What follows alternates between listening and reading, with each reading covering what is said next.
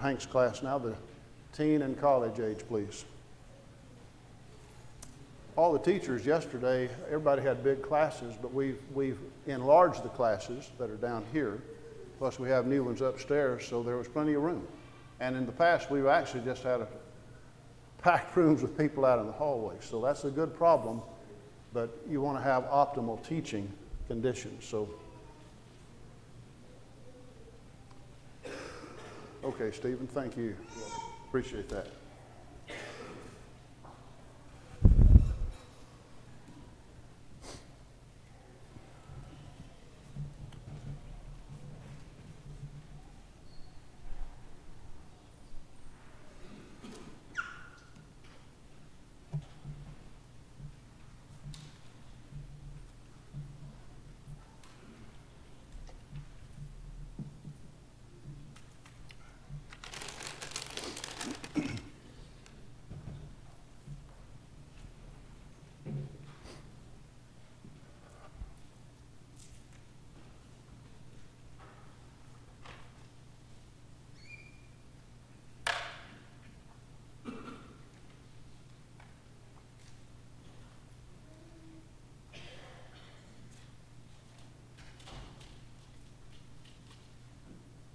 Thomas, I don't think they'll have any help, need any help finding their classroom up there, but would you just make sure that they know where they need to go?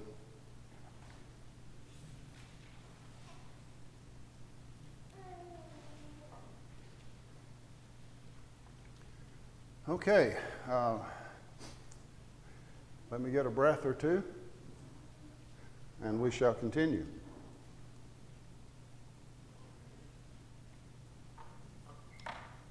I love VBS week, and I love working with the young people, but I also enjoy our auditorium class as well. So I'm glad you're here for that. And as I said yesterday, we have some this morning that were not here yesterday.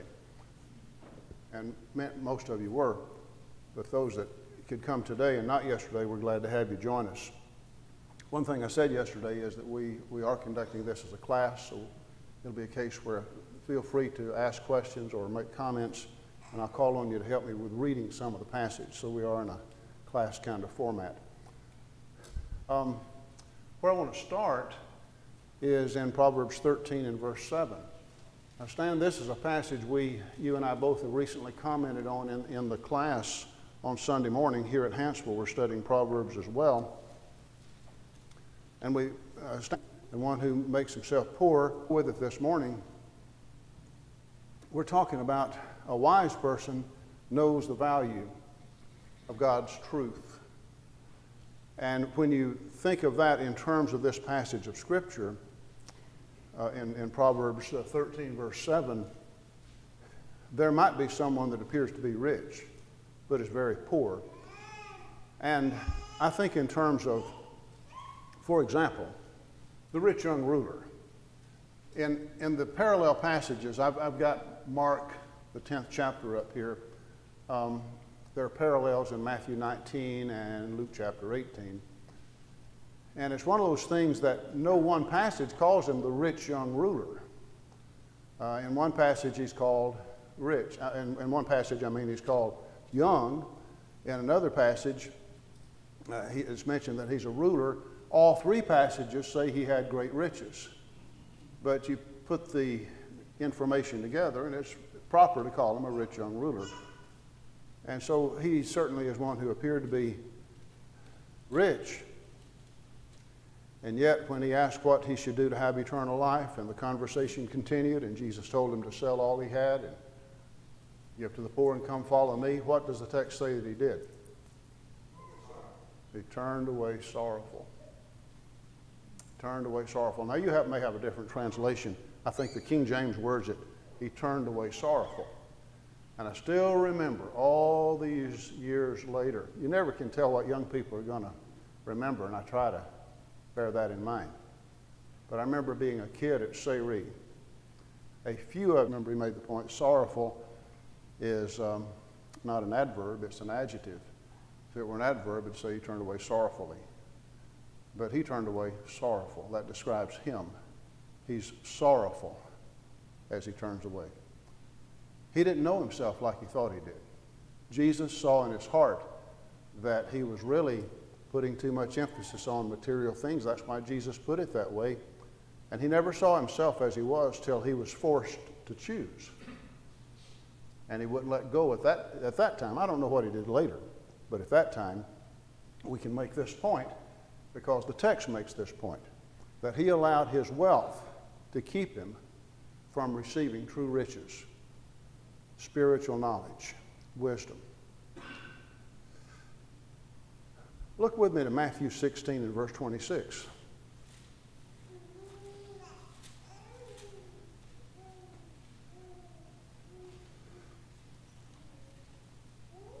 Andy, would you read that for me?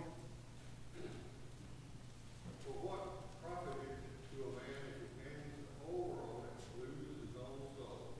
Or what will a man give in exchange for his soul? Now, who keeps up, let me ask you this, who keeps up with things like this? Russell, you probably know this. Who is the richest person in the world today? Or who's the richest person in America today?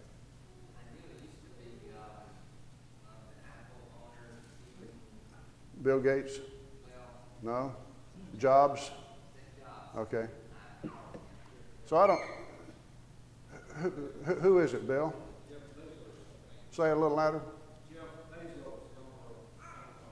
Okay. So is he said to be the richest person? Okay.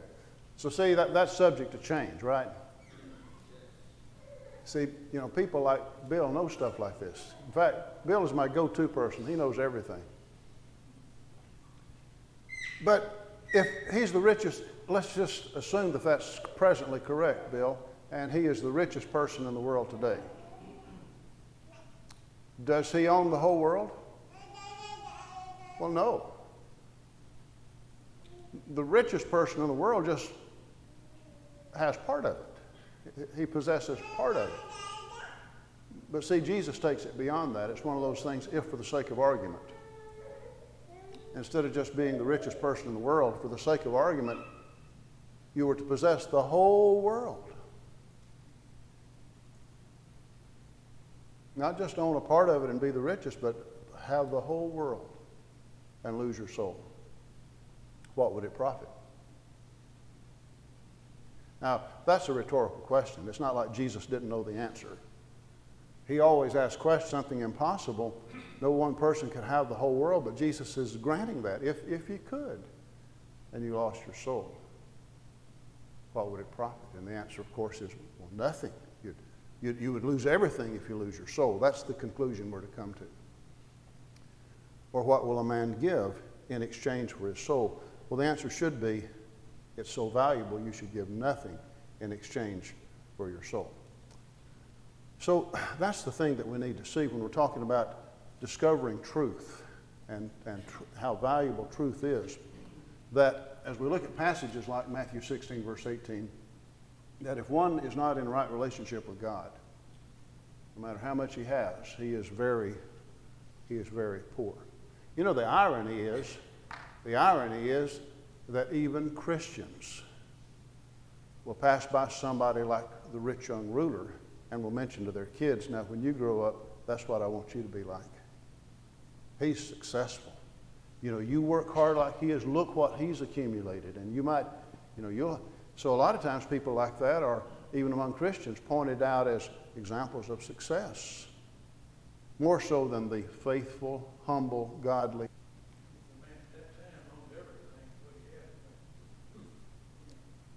2 Peter 3, the earth, all that's in it, heavens will melt with a great heat. Exactly. Thank you, Don. Don is summarizing and citing 2 Peter, the 3rd chapter, looking ahead to the end of time. There's another passage I've jotted down here, and that's the wording. That's the wording in Luke 16 and verse 11. Now, you know every passage has a context. And Jesus is talking here about, it's a parable, and it's not the easiest parable to understand. You know, it's a parable where the one that is commended as a bad guy, so to speak, the one that is commended is the steward that realizes he's in trouble because he's not managed well, and so he starts making these deals with people that owe his master so that they'll feel grateful to him and will help him when he's out of a job. So as we rightly divide the word and understand passages not only in light of their immediate context, but in light of all of Scripture, it keeps us to steer clear of erroneous interpretations. In other words, we don't go away thinking that Jesus is commending somebody for dishonesty, that he's commending someone who was not a good steward in the first place. There's one thing that he commends this man for, and that is he's looking ahead. He's seeing what's going to happen on down the road, and he's making arrangements. He's going to be taken care of when he's out of a job. Now the other things, that's not what Jesus is commending. He's commending the fact this man is looking ahead. He's looking to the future, and he's planning for it. He's acting accordingly. The 10th verse, he who is faithful in what is least is faithful also in much, and he who is unjust in what is least is also unjust in what is much. So the point he makes here is that how we are using our resources, if we're faithful stewards or not, and like we were singing a while ago, seeking first the kingdom or not. Look at verse 11, where Jesus himself makes the point here. Stan, are you ready with verse 11 to read, please? Luke 16. Yes, sir. Therefore, if you have not been faithful in the unrighteous mammon, who will commit to you to trust the true riches? Okay. So here on earth, you know, money is kind of like, here it's called unrighteous mammon. In the King James, when it's talking about qualifications for elders, it talks about one who's not greedy for filthy lucre. You know, there's a sense in which money is neutral. It's just purchasing power. You can use it for good or for bad.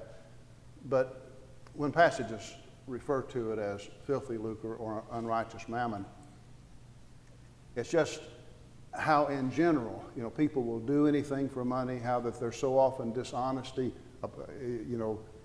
applied to that, or greed or covetousness. So there's that kind of connotation that so often just goes with it, that Jesus speaks accommodatively in that way. But the point is, if you've not been faithful with that, do you think you're going to be entrusted with true riches? And I'm just really there's a lot more we can gain out of that, but I'm just wanting to emphasize Jesus is making a contrast between monetary and material things we have that God grants us to have and expects us to be faithful with that and good stewards, but he's still contrasting that with true riches. That's not the true riches. That's riches, but it's not the true riches. So the true riches are spiritual. The true riches are heavenly. The true riches are eternal. Up in verse 8, Jesus says that the master commended the unjust steward because he had dealt shrewdly. But then Jesus is the one that makes this commentary. He says, for the sons of this world are more shrewd in their generation than the sons of light. What he's saying is oftentimes with people in their business dealings and in their jobs and in providing for things of this life, that people that are not Christians show more wisdom than the sons of light do in terms of our looking ahead to the future and looking ahead for what's beyond this life. So the challenge is to not be distracted and so forth by Satan's many devices. Now I'm going to, in a moment, turn our attention in more detail to the parable of the rich farmer and look at that in its context. But before I do that, I want to do something more just with the Proverbs here themselves, and then we'll look at some other passages. So let's go back to the book of Proverbs, and here's where we get to do some reading and ask you to help me with this.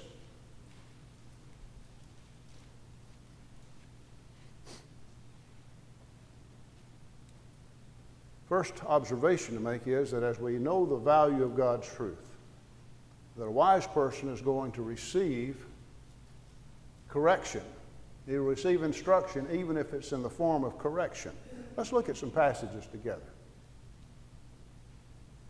Let's start out with Proverbs 9, verse 8 and 9. You know what I want to do, Don? I want to start here with you and just let's just go round robin here and do a few passages, unless someone would rather not, but otherwise, let's just start on this side and kind of work our way back. Don, if you'll get us started with Proverbs 9, verse 8 and 9, please. Do not correct the scoffer, lest he hates you. Give a wise man, and he will love you. Give instruction to a wise man, and he will still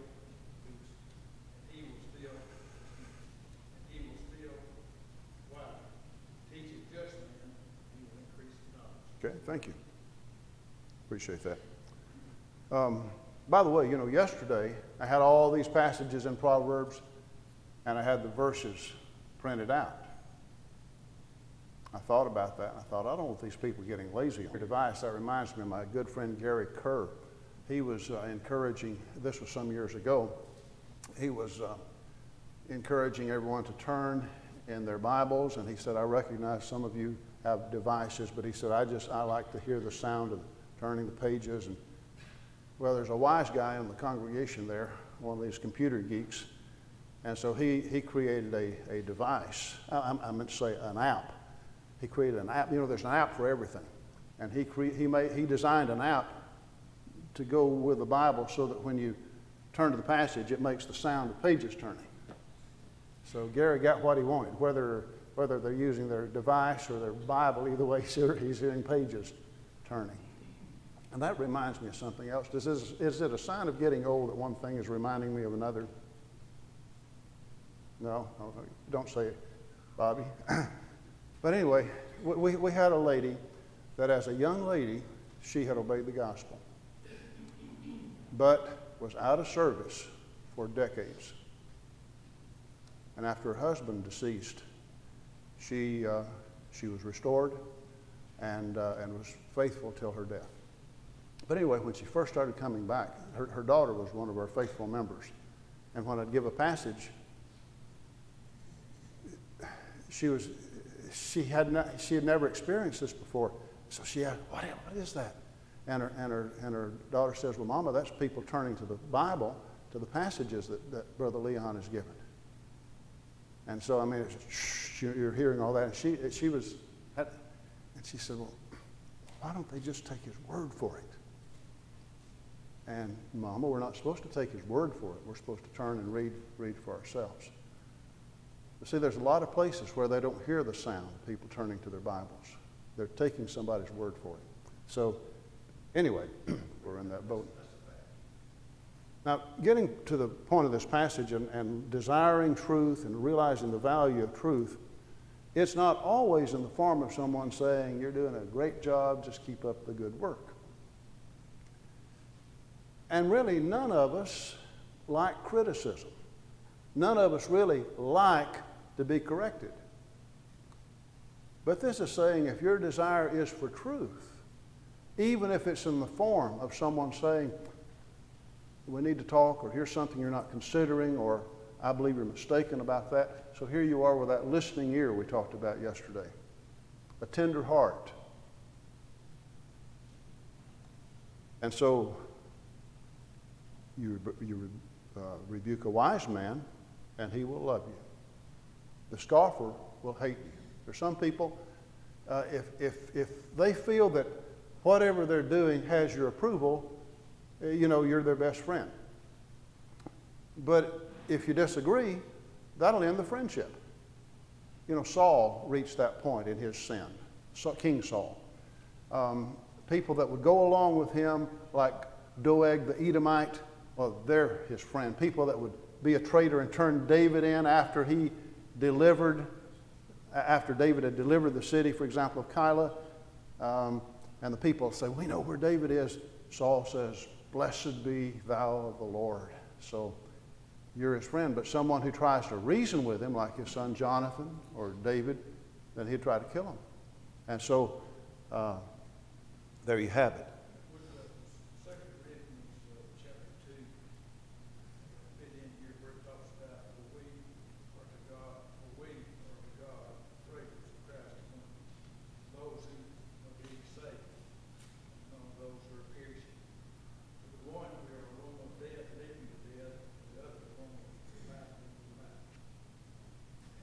There you go. Same gospel is preached, but some see the words of truth that lead to life, and with others, they're repulsed by it. Good point. Okay, let's look at some more here. Read for me 15 and verse 5, please.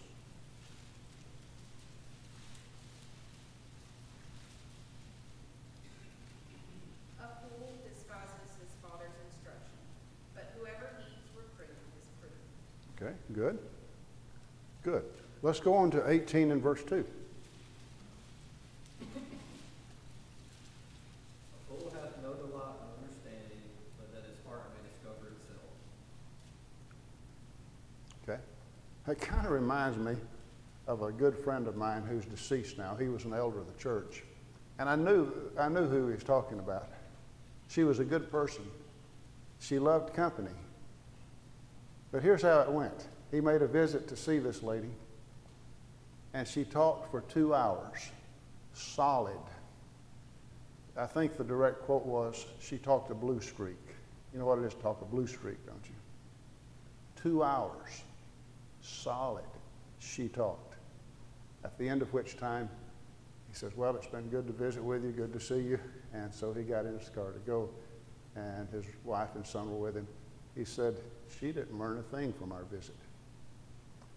And the point he's making is, if you're just talking all the time, you're not learning anything. And so the fool has no delight in understanding. Now, I'm not saying this lady was a fool at all. She was a good woman. It just kind of reminded me. But here's somebody that is the fool, and he's not wanting to understand. He's just wanting to express his own heart. And that's all he's concerned about. And if you're talking, this kind of person may not interrupt. He may wait till you're through, but he's not listening to the thing you're saying. He's just waiting for you to shut up so he can talk. You ever try to have a conversation like that? Where you can tell someone is just not listening, they're waiting for their turn to express what's in their heart. Well, let's move on. There's several verses here I want to look at. 26 and verse 16. Please.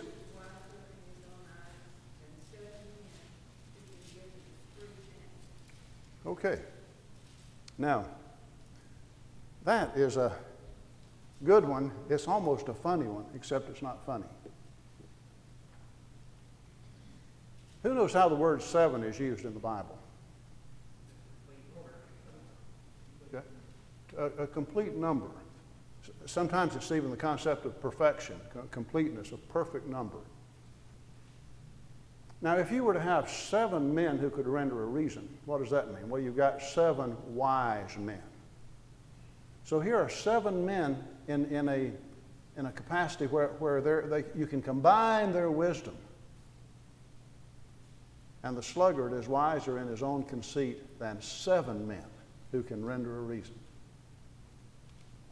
Now, the sluggard here is somebody who doesn't have much of a work ethic. Times are hard, and nobody will hire him. And the last job he worked, his boss just had it in for him. And, well, if you tried looking today, well, I tell you what, my back is hurting. And, there's a lion in the street. And it's first one thing and then another. And everybody's worked for is a bum or dishonest or didn't do what they said that they would. Do you know people like that? And when you give suggestions of something that would help, wiser in his own conceit than 7 men who can render a reason.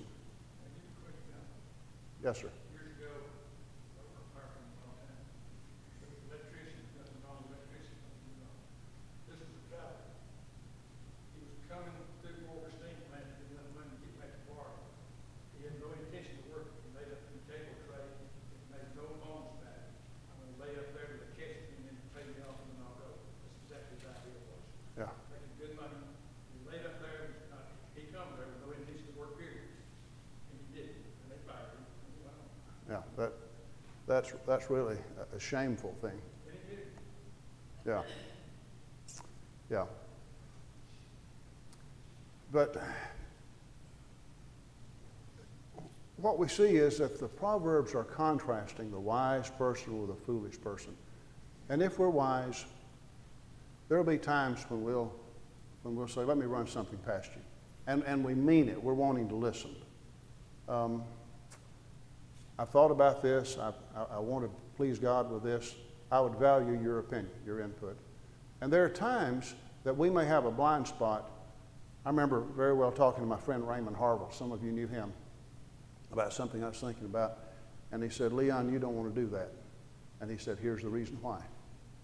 And by the time he got through, I thought, he's right about that. I don't want to do that. But see, he was wise. He was somebody I could talk to. And I'm not saying that makes me wise, but I'm saying we keep ourselves from a lot of mistakes if we do ask people that are wise, I value your opinion. And even if it's not what you want to hear, you listen to it. And so there's that kind of person. But then there's this other person we're reading about in these verses. You can't tell him anything. Wiser in his own conceit than 7 men that are wise men. And he's not listening. He just only delights in revealing what's in his heart. Well, let's look at another trait of a wise person. He receives instruction, he receives correction, and he thinks before he speaks.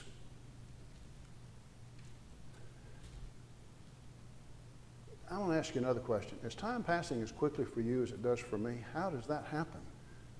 Okay. In a multitude of people is a king's honor, but in the lack of people is the downfall of a prince. Okay. I got the wrong chapter. You know what I started to say? That was a great reading. It was just the wrong reference. You can't read a wrong reference. It just wasn't the one I needed right now. But you get another chance. Okay, this one's 15. The heart of the righteous studies how to answer, but the mouth of the wicked pours forth evil. You were probably wondering as you read that, what does that have to do with this point? But you see how this one fits in, don't you? The heart of the righteous studies how to answer.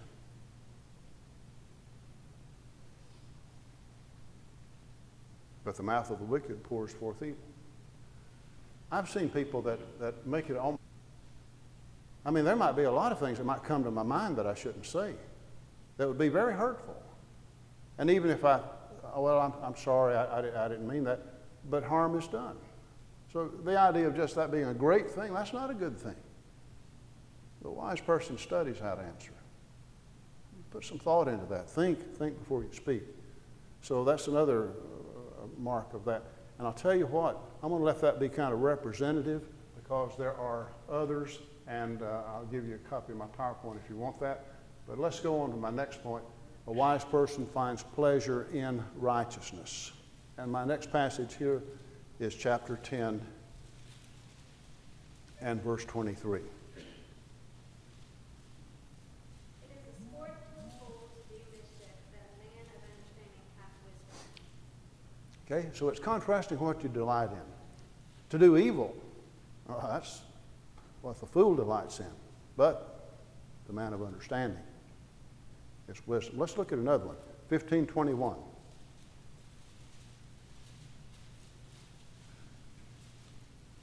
Folly is joy to him who is destitute of discernment, but a man of understanding walks upright.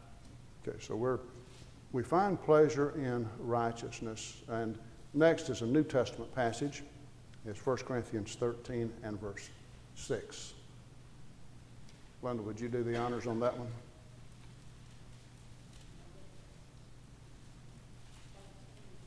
Please, 1 Corinthians 13, verse 6.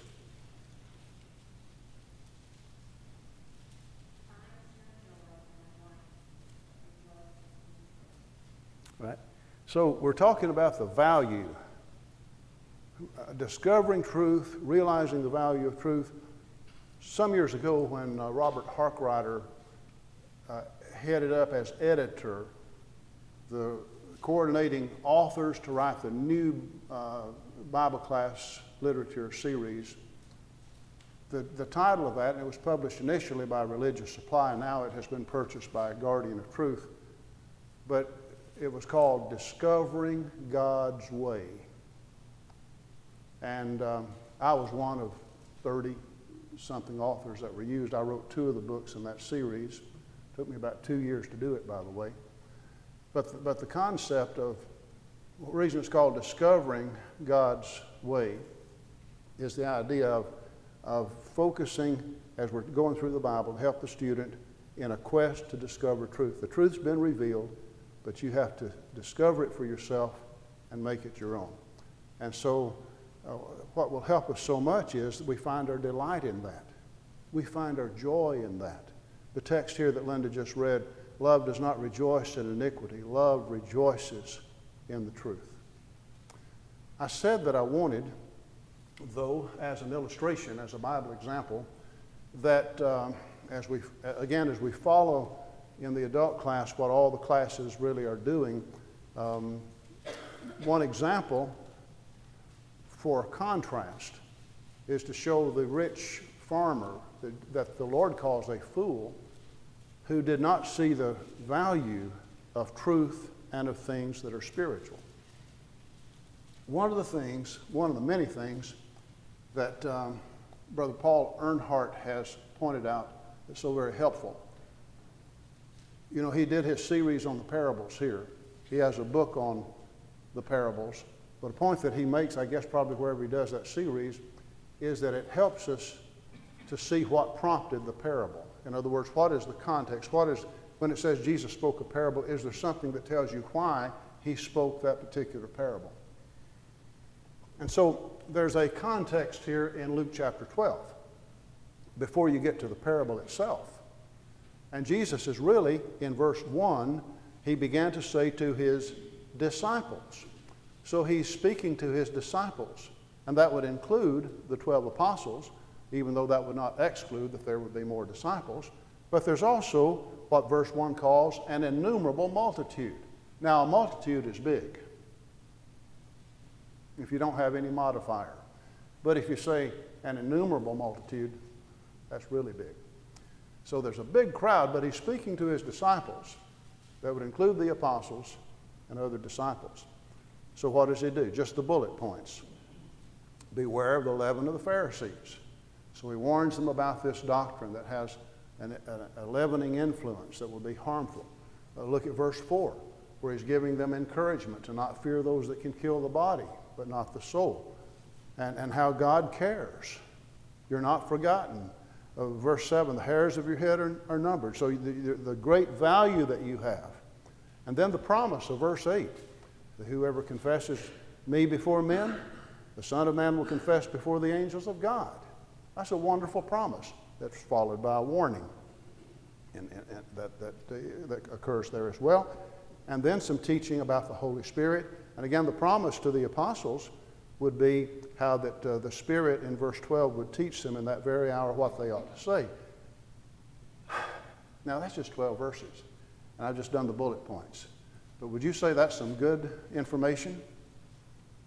I mean, it'd take you a while to absorb all that, wouldn't it? And just, you're aware of that kind of value. The very hairs of our head are numbered. He cares for us like that. And then so you've got a lot of things that are happening. And one in the crowd says, "Teacher." So here Jesus is teaching these things, and it's an interruption. "Teacher, bid my brother divide the inheritance with me." See, that's the context. That's why Jesus spoke the parable. That's what verse 13 says there. So the response of what Jesus is saying should be, how blessed we are, how rich we are.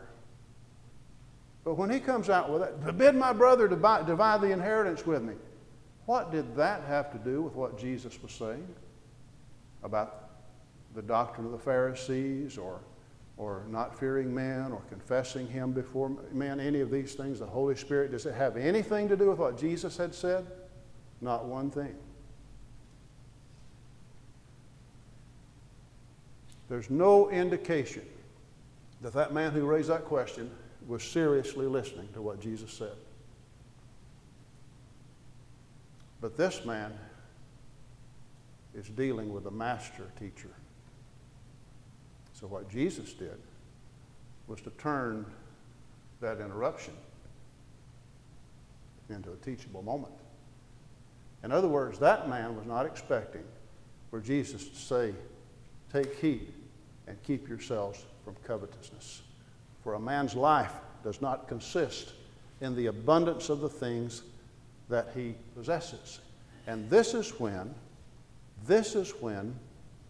that's verse 14, verse 15, that's when verse 16 says, then he spoke the parable. So you see how what he's about to say relates to what this man who raised the question needed. Now, we all need it, but it's said in response to this man whose mind was just on getting his share of the inheritance, making his brother do what he thought was fair about this. Have you ever seen how some people can turn into buzzards after somebody dies? In regard to the inheritance, I mean. And so I don't know anything about this man other than what is said, but that's what's on his mind. He wanted to get his fair share, make my brother divide the inheritance with me. And so he spoke a parable. The ground of a certain rich man yielded plentifully. And I want you to notice what happens here.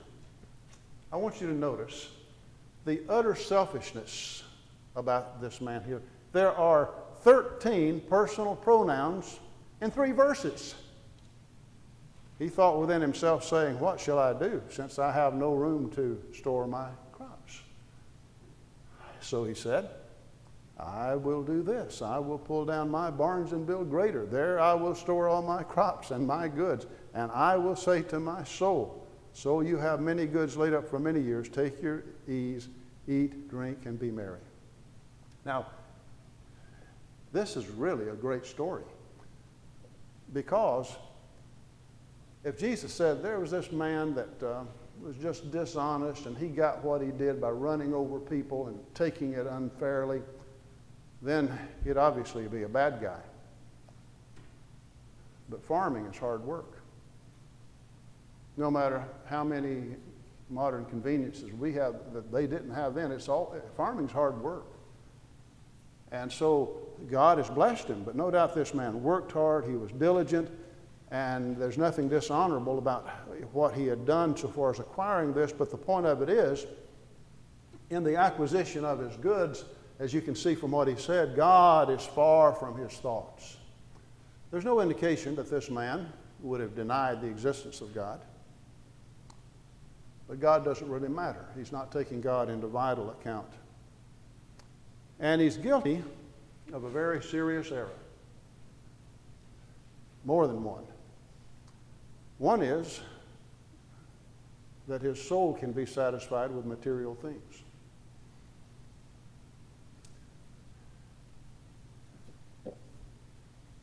If I were to ask you what Ecclesiastes 3 verse 11 says, what would you say?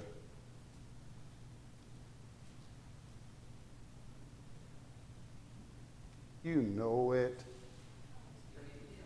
What? God has put eternity in our hearts, right? He has put eternity in our hearts. That's what Ecclesiastes is saying. If that's all there is, we can't be satisfied with that. But there's another error. Not only did he think he could be satisfied with that, he thought he had many years remaining. That turned out to be a serious error as well. And so, he went to bed in what is called that night, or this night, in verse 20. He went to bed that night, as he did perhaps on any other night. But that night, God said to him, "Fool, this night your soul will be required of you, and the things that you have, whose will those things be which you have provided?" Again, that's a rhetorical question. It doesn't expect you to say, well, who is mentioned in the will? Yeah. No, that misses the point. It's that lingering question. It's one of irony and tragedy that's what he lived for, and when he died, he lost it all. Now then Jesus made the application. In verse 21, when he said, "So is he who lays up treasure for himself and is not rich toward God."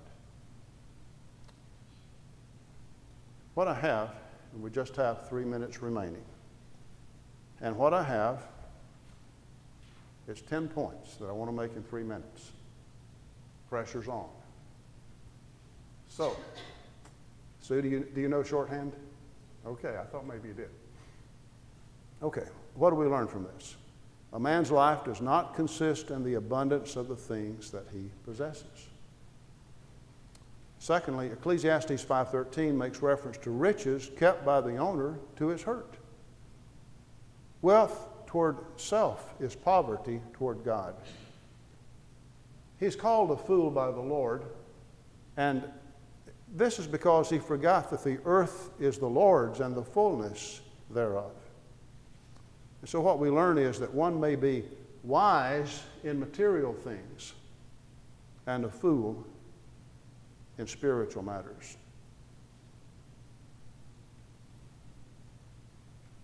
When it comes to the days of our lives should be lived one day at a time.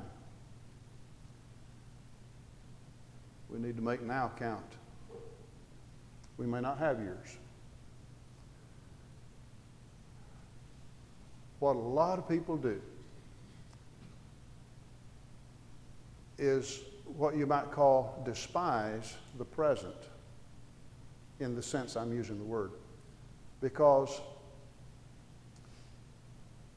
it's either looking back to the past, how great things were, and always kind of living in the past, or else it's, well, when I get this behind me, and it's always in the future, we're going to be happy then, or we're going to have some time then for this, and so it's always pushed to the future, and it's like, what about now? Oh, the present? Oh, this is nothing. And there's a sense in which this present time is all we have. And so a wise person is one that makes use of this present moment. And I'm not saying I've not been guilty of that too, but I've tried to learn better. And Linda and I have talked a lot about this. We're not waiting for some future day to be happy. We're not waiting for some future day to have fun together as husband and wife. We're not waiting on something else to happen. It's right now, in the present, as God blesses us.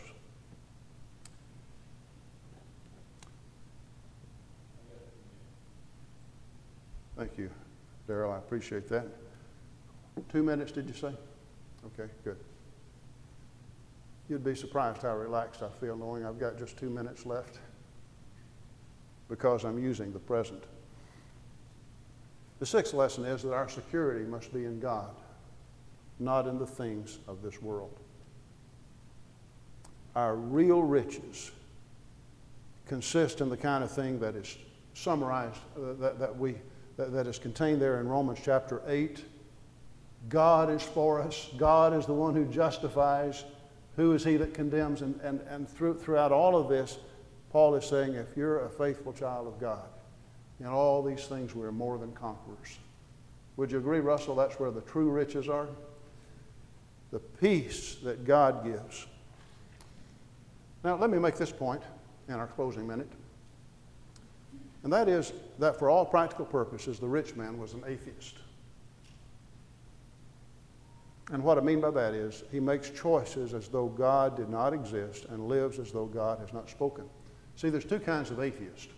One is one who hates God. He doesn't want there to be any prayer. He doesn't want there to be any religious expression in the world.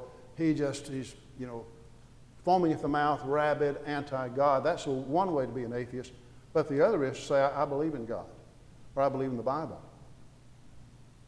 But in a practical way in life, what he said doesn't make any difference. That person is just as much an atheist in the practical sense as the one who denies God. Okay, when he's in the hands of a righteous God, he's not a rich man anymore, he's a pauper. But Jesus presents the alternative. We don't have to be like that. We can indeed be rich toward God. Thank you. Now, we're ringing the bell for them to come in. But I mentioned yesterday, if anybody would like a printout copy of the notes, which are really just the slides that you see up here, I'll be glad to do that. You have to let me know, but I'll be very happy to do that.